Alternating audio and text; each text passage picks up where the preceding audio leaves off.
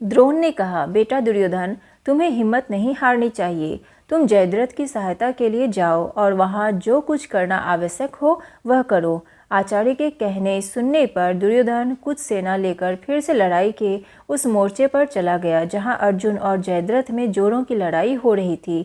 उस दिन भीम और कर्ण में जो युद्ध हुआ वह एक रोमांचकारी घटना के रूप में वर्णित है।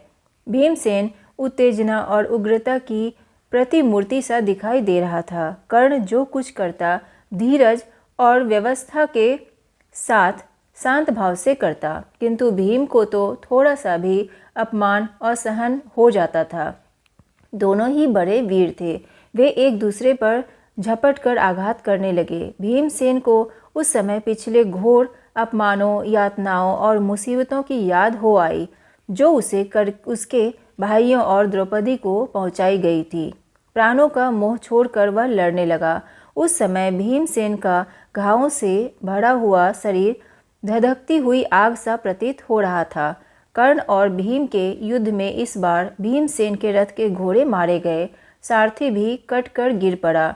रथ टूट फूट गया और धनुष भी कट गया।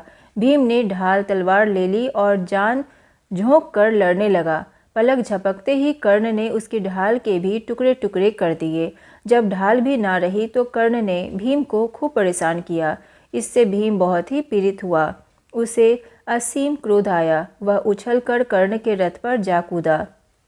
कर्ण ने रथ के ध्वज स्तंभ की आड़ लेकर भीमसेन की झपट से अपने को बचा लिया। भीम नीचे जमीन पर कूद पड़ा और विलक्षण युद्ध करने लगा। मैदान में जो रथ के पहिए, घोड़े, हाथी आदि पड़े हुए थे उन्हीं को उठा उठा कर वह कर्ण पर फेंकता गया, जिससे उसे क्षण भर भी आराम ना मिल पाया।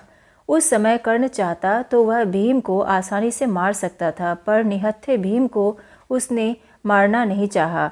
माता कुंती को दिया हुआ वचन भी उसे याद था कि वह अर्जुन के अतिरिक्त और किसी को युद्ध में ना मारेगा।